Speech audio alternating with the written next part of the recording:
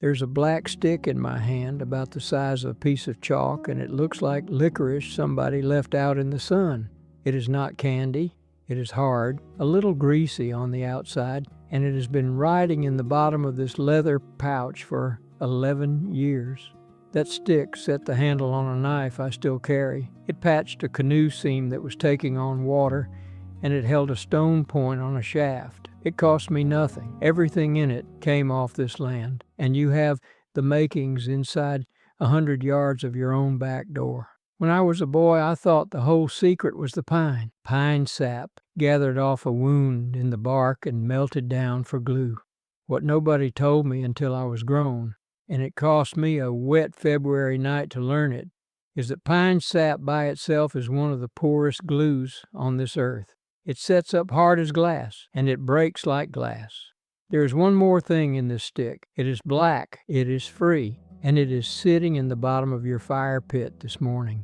Stay with me to the end, because that one ingredient is the difference between a glue that holds for 11 years and a glue that lets go on the first cold night, and I have never once heard it explained right. I am Wes Kingfisher.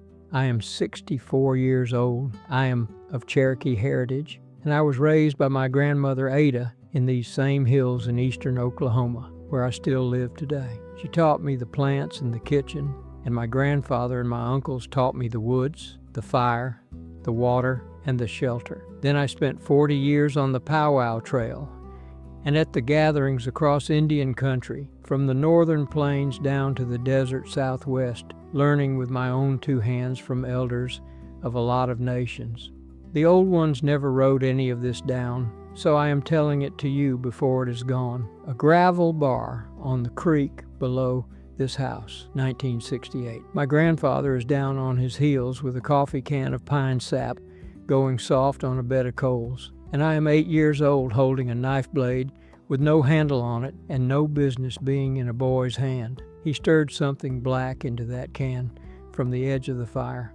He set the blade into a piece of hickory. That knife is hanging in my shop tonight, and the handle has never moved once. Everything he used that afternoon would not have brought $2 anywhere on earth. Now go stand in the tool aisle at the big store this Saturday. Cordless everything and a battery that will not hold a charge in 3 years and cannot be replaced when it quits. I'm going to give you 10 tools instead. Our people worked every one of them out on this continent over thousands of years of doing it and doing it better. Every one is cheap or free. 6 of these 10 are in use around this place right now, in my hands and not in a museum case. And number 10 is that black stick. So we are building toward it, because 2 of the tools ahead of it are held together with the stuff. Now, what I am showing you today is one page out of a book I put together called The Native American Way, 101 Remedies, Skills, and Recipes that kept my people alive for 10,000 years. Ada handed me most of it at her kitchen table, and the elders of Indian country handed me the rest around 1,000 fires. Nobody ever wrote it down, so I did. It has the backyard plants and how the old ones used them, the teas and salves out of Ada's kitchen, the wild foods and when to gather them, and the recipes that carried the people through a winter, all written out plain and step by step. It is $17, marked down from $47. $17 for knowledge that had 10,000 years of testing behind it. Now go ahead and grab your phone and open up your camera, the same one you use to take pictures. Point it at that square code on your screen and hold it steady for a second. A little link will pop up. Give it a tap and it will take you straight to the book. And if you're watching on your phone right now, the link is waiting for you right down below in the description. Take your time, there is no rush at all. I'll wait right here. So, number 1 is the tool that makes half the others on this list, and it is made out of something in your shed you have already given up on. Number 1, the crooked knife. Our people up in the North Woods carry this one, and they have carried it a long time. It is a short blade, 3 to 4 inches, and the last half inch of it curls up like the toe of a boot. The handle is not a stick. It is carved to sit in your closed hand. and it has a swell at the back where your thumb braces, so the whole arm can pull against it. Every one I have ever been handed up north was made out of steel that had already died once. A worn-out farrier's rasp, a broken saw blade, a piece of an old leaf spring off a truck. Here is how you make one, and take these one at a time. Grind your bevel on one side of the blade only and grind it slow. Keep a can of water right beside the wheel and dip that steel every few seconds. Never let the steel show a blue color, because blue means the hardness has gone out of it and it will never hold an edge again. Wear eye protection and no gloves near a wheel. The curl at the tip needs heat to bend, so that is the one part I hand to a fellow with a torch. If you would rather skip that, a hook knife blade runs about $12, and you set your own handle on it and you have the same tool. For the handle, take a piece of hickory or dogwood about 8 inches long. Cut a slot in the end for the blade tang. Seat it, wrap the joint tight with wax thread, and then glue over the wrap. Now, the glue my grandfather used is number 10 in this video, and this is exactly the joint it was made for. Here's why this knife matters, and why I would take it over anything with a cord on it. You do not push a crooked knife. You pull it toward your chest with your thumb behind the swell and your elbow anchored on your hip. That pull works off your shoulder and your back, and it never asks your wrist to do anything but steer. That is the whole reason a man of 64 can carve for a whole afternoon and not lay it down. It is also why the cut does not run away from you. A tool you are pulling stops when your arm stops. Our people made spoons, bowls, paddles, snowshoe frames, and canoe ribs with this knife, and up north they are still making them with it. Mine cut spoons and tool handles, and it took the handle off a broken shovel and turned it into a garden dibble last spring. That handles the carving. But a knife will not fix the two things around this place that break the most, which is canvas and leather. Number 2, the awl and a spool of sinew.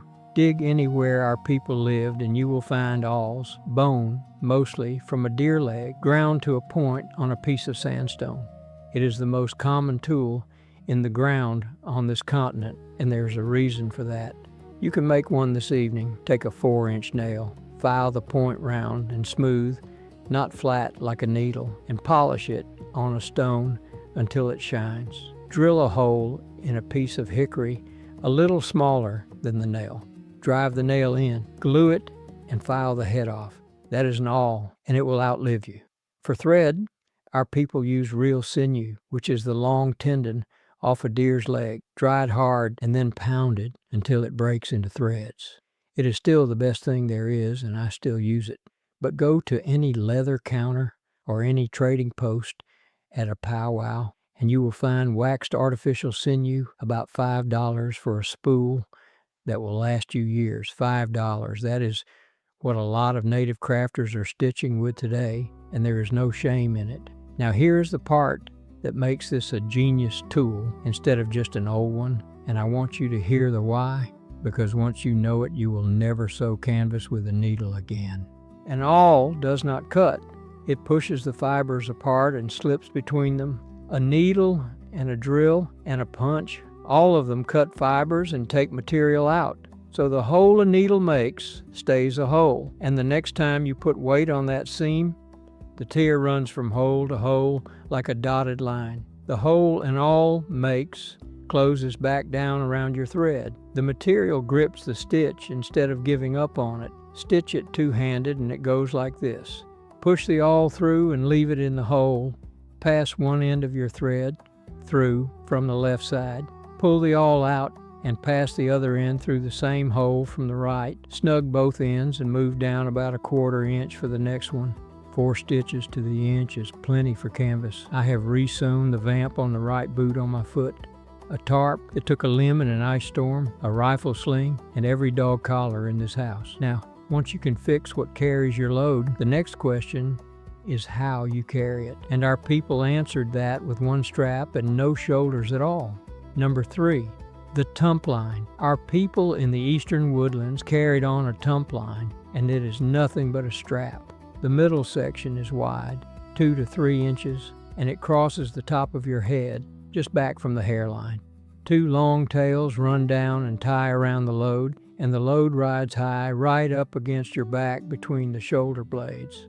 The French traders came into the North Country, watched our people move, and threw their own packs away. Those traders ended up hauling 90-pound bundles over the portages, 2 bundles at a time, on nothing but a strap across the head. 90 pounds on a strap. Make yours out of 2-inch nylon webbing, 8 feet of it, from any hardware store. Fold 3 layers of webbing together for the head section and stitch it with your new awl, because a single thin strap will cut you. Then take these in order. Set your load on a stump so it is already up high. Sit down in front of it with the strap on your head. Lean forward, stand up out of your legs, and let your neck come straight. Walk leaned a little forward and take short steps. Here is why it works, and it is bone, not muscle. On your back, a pack hangs off 2 shoulder straps, and every pound is trying to pull you over backward. On a tump line, the weight runs down your spine, and your spine is a stack of bone built to take exactly that. Your shoulders never take the strain at all. That is why the old people could move a camp on their backs and walk all day doing it. Now I want to be square with you, because a lot of you are my age or older. Start at 15 pounds. 15, not 50. Walk with it around the yard for a week or 2 and let your neck learn the job. And if you have any trouble in your neck or your discs, leave this one alone or run the strap across your chest instead of your head. There is no prize for hurting yourself with a strap. I use mine for firewood off the pile, a sack of feed, and a bushel basket coming up out of the garden, both hands free the whole way. So that is carving, mending, and hauling.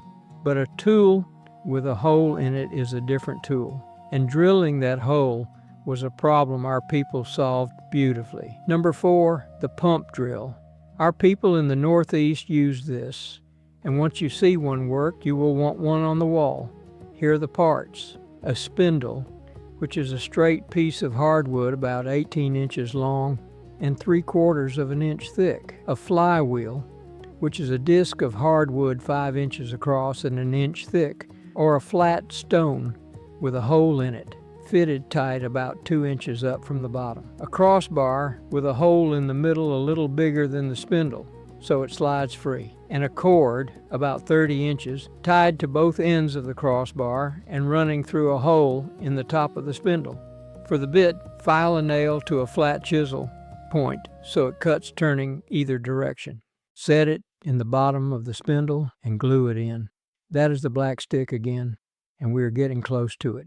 To run it, do this. Spin the spindle with your fingers so the cord winds up around it and the crossbar climbs. Set your point where you want the hole. Push down on the crossbar gently with one finger and a thumb. The cord unwinds, the spindle spins, and it will wind itself back up the other way. Let it come back up on its own and push down again. Easy. Here's the why. And it is the prettiest piece of engineering on this whole list. That flywheel stores the spin. Your hand is not doing the drilling. Your hand is only feeding the reversal, a little push at a time, and the wheel keeps the energy in the system between pushes. That is why a child could sit and drill shell beads all afternoon and never get tired, and why our people could put a hole through antler, bone, shell, wood, or leather with no cord, no gas, and no noise. I have drilled antler buttons in the house at night with a baby asleep down the hall. That covers the shed. Now, let us go to the kitchen, because the tool I am about to show you is the one that fed more people on this continent than every other tool in this video put together. Number 5, the corn beater and the ash pot. Selu, that means corn. My grandmother said it the way other women say bread. The corn beater is a section of hardwood log about 20 inches tall, standing on end, with a bowl burned and scraped down into the top of it.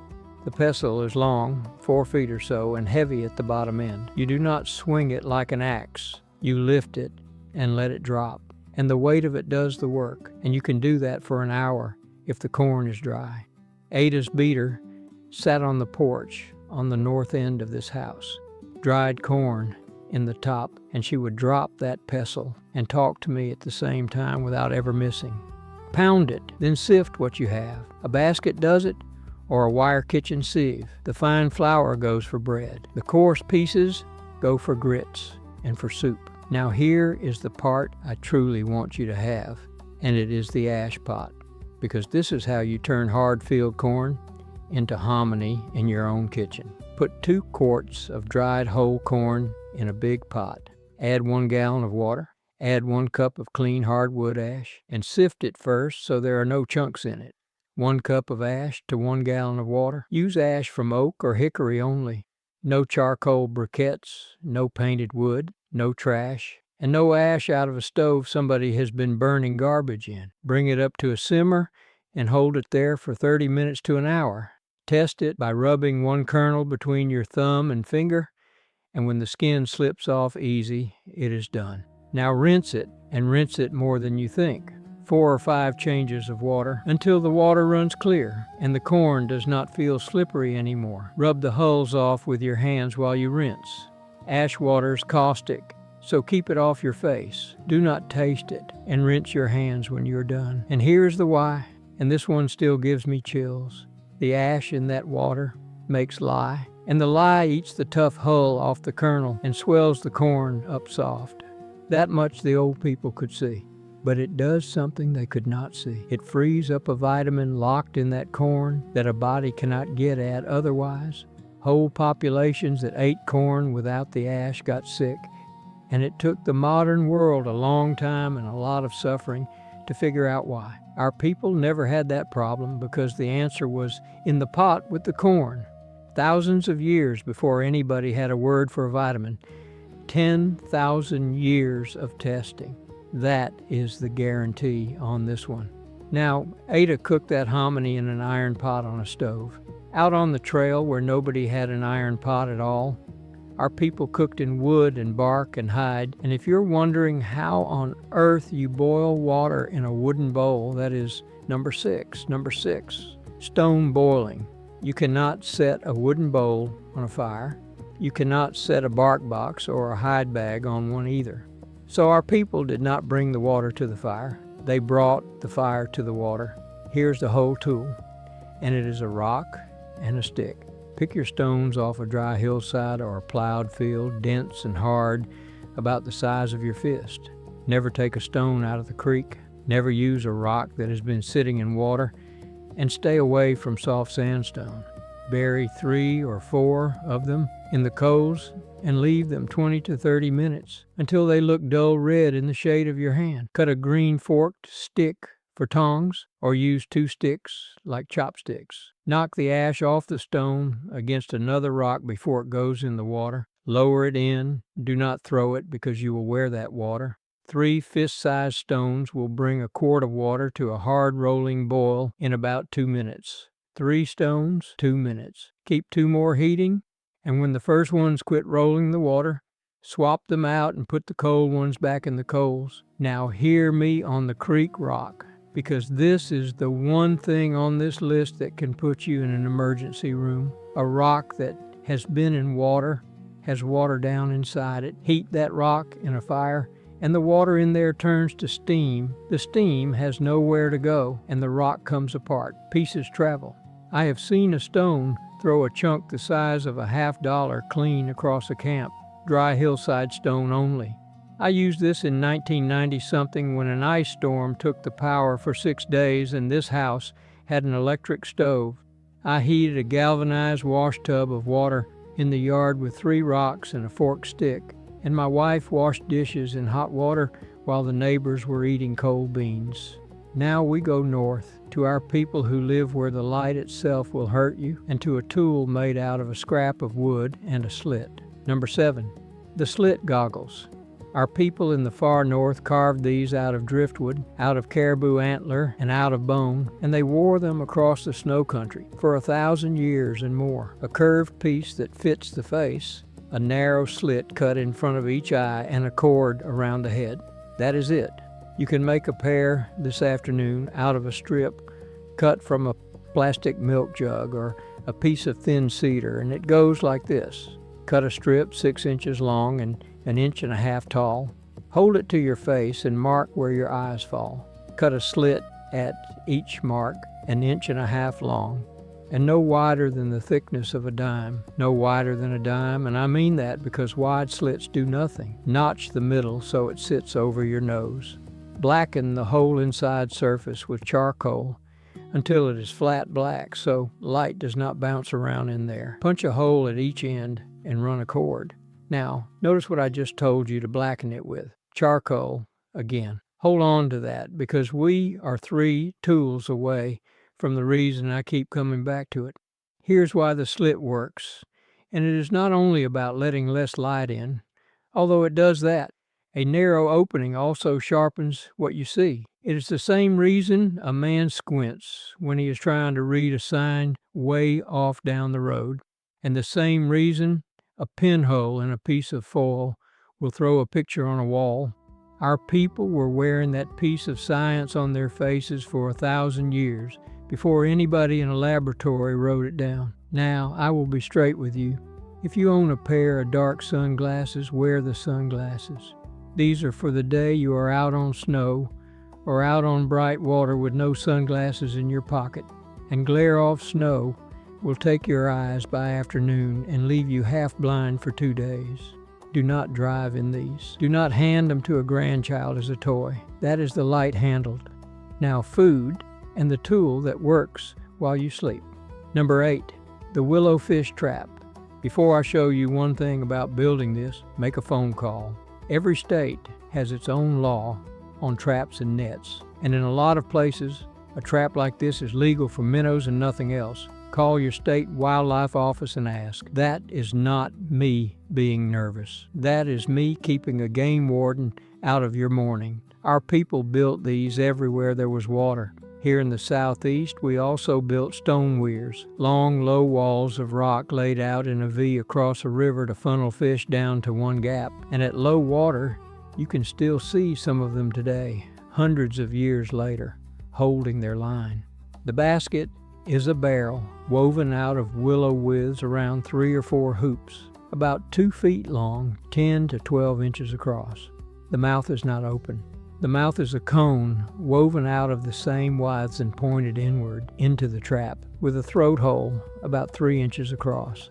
That cone reaches about 1/3 of the way into the basket. If you would rather not weave, a roll of 1/4-inch hardware cloth runs about $8, and you can wire the same shape in an evening. To set it, do this. Find a narrowing, or lay a couple of rock walls to make one. Set the trap with the mouth facing downstream so fish working upstream come into it. Weight it down with rocks so it cannot roll. Bait it with cornmeal, stale bread, or a punctured can of cat food.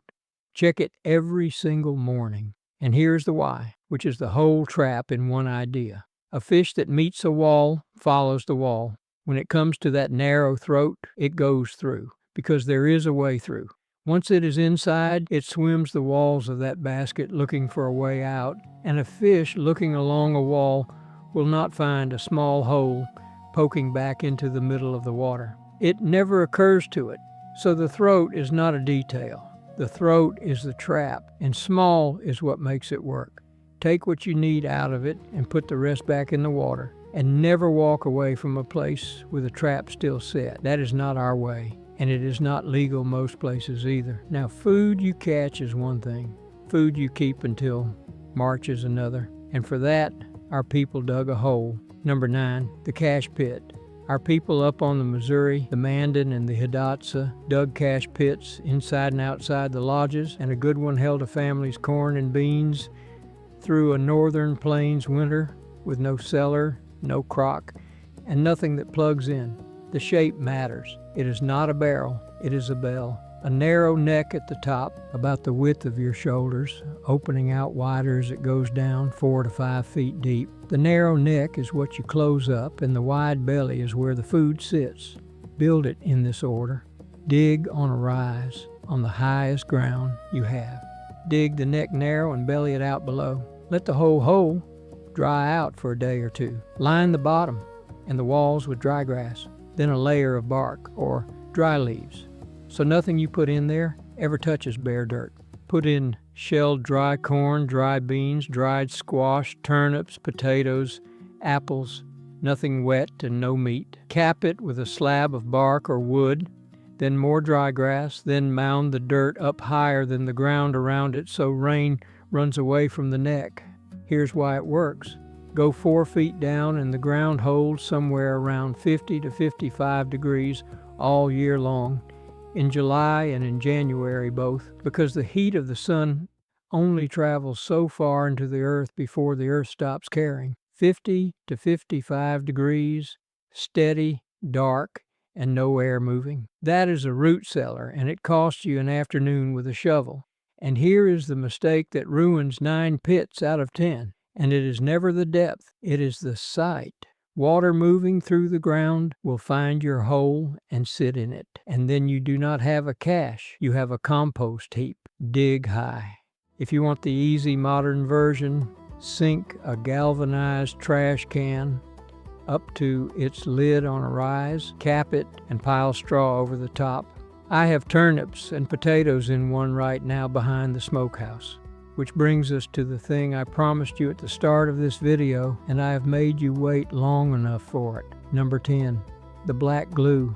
Everything I have shown you today, the knife handle, the awl handle, the drill point, all of it comes back to this. And I've told you 3 times now that pine sap alone is no good. So let me show you the whole thing, start to finish, and then tell you the why. Gathering first. Walk your pines, spruces, or firs and look for wounds, a broken limb, a lightning scar, a place a deer rubbed. Wherever the tree has been hurt, it has bled sap out, and that sap has hardened into amber lumps on the bark. Take the hard, old lumps. Leave the fresh, running, wet stuff on the tree. Take a little from 3 or 4 trees. Not everything off one, and never cut a tree to make it bleed for you. It sealed that wound to save its own life. We take what has already done its job. A half cup of lumps makes enough glue to last you a year. Melting next, and pay attention because pitch will catch fire. Put your lumps in an old can and set the can on a bed of coals off to the side of the fire, never over a flame. Melt it slow. It should go liquid like honey, not smoke. Keep a flat rock or a lid beside you, and if it lights, smother it. Never water. Do this outside. Never in the kitchen. Strain the melted pitch through a scrap of window screen or a piece of cheesecloth to get the bark and bugs out. Now, the ingredient, charcoal, not ash, charcoal. The black chunks left in your fire pit when the wood burned down but did not burn up. Ash is gray powder and it does nothing for you here. Charcoal is black and hard and light in your hand, and it is the whole thing. Take your charcoal and grind it fine. Between 2 stones, or in an old coffee grinder you never intend to use for coffee again. You want it as fine as flour, and you want to sift it, fine as flour and no grit. Then it is 3 parts melted pitch, 1 part powdered charcoal by volume, 3 parts pitch, 1 part charcoal. Stir it in a little at a time until it goes from shiny black to dull black, like a thick paint. And then the last piece, which is a pinch of fat. Deer tallow, bacon grease, or a shaving of beeswax, about 1 part fat to 10 parts pitch, which for the batch in that can is less than a teaspoon. Pour it out onto a cold flat stone in a ribbon, and while it is warm, roll it around a stick. That is your glue stick, and it will sit in a pouch for years, like the one in my hand from 11 years ago. Now here is the why, and this is what nobody ever tells you. Pine pitch, by itself, dries into a glass, and glass is strong right up until it gets 1 crack, and then it is nothing at all, because in glass there is nothing to stop a crack from running. It starts at one edge and it travels all the way through, and your joint is on the ground. The charcoal powder puts a few million small hard particles in the way of that crack. The crack starts, it runs about the width of 1 grain, and it hits a wall, it goes around, hits another one, and dies. It is the exact same reason there's gravel in concrete instead of just cement. The stone is in there to stop cracks from traveling, and our charcoal is the gravel, and the fat does the other half of the job. pitch and charcoal together are strong, but a cold morning makes them stiff, and stiff things chip. That pinch of fat lets the glue move a hair instead of snapping. That is why my grandfather's handle survived 58 winters in a shed with no heat in it. So when you look at that black stick, you are not looking at sap. You are looking at three things doing three jobs. The pitch grabs, the charcoal keeps the crack from running, the fat keeps it from going brittle in the cold. To use it, warm the tip with a coal or a lighter until it shines. Rough up both surfaces first with a file or a rock, because glue wants something to bite. Wipe the warm glue on, press the pieces together, and hold them still for 30 seconds. Wrap the joint with wax thread or senu, and then glue right over the wrap, and that joint is done. And here's the last thing, and it is the part that beats anything in a tube. Warm that joint up, and it lets go on purpose. You can take the blade out of that handle, clean the old glue off, scrape it back into your can, and use the very same glue again. It does not die, and it does not go bad in a drawer. It goes back to being glue every time you ask it to. And that is the kind of thing my grandmother handed me for free at a kitchen table, expecting nothing. There are 101 of them in the book, The Native American Way, written out plain so they do not die with me. It is $17, marked down from $47. $17 one time against a lifetime of buying the worse, more expensive version of what our people already solved. Now go ahead and grab your phone and open up your camera, the same one you use to take pictures. Point it at that square code on your screen and hold it steady for a second. A little link will pop up. Give it a tap and it will take you straight to the book. And if you are watching on your phone right now, the link is waiting for you right down below in the description. Take your time. There is no rush at all. I'll wait right here. 10 tools, and the one that turned out to matter most cost nothing and came out of the bottom of a fire pit. Ada kept her stick of that glue in an old snuff tin on the windowsill over the sink, and for years I thought it was candy she was keeping from me. Now tell me something in the comments. Out of these 10, which one did your own family already have? Sitting in a shed or a kitchen drawer, maybe under a different name. The awl, the corn beater, the strap, the hole in the ground. I want to know what survived in your family and what your people called it. I read every single one. Next time, I'm going to put a desert plant in my hand for you, one leaf, and get soap out of one end of it and sewing thread out of the other on a kitchen counter in about 20 minutes. Our people in the Southwest washed with it and sewed with it, and it grows in half the country now. Wado, my friends. That means thank you. Walk easy, and I'll see you down the trail.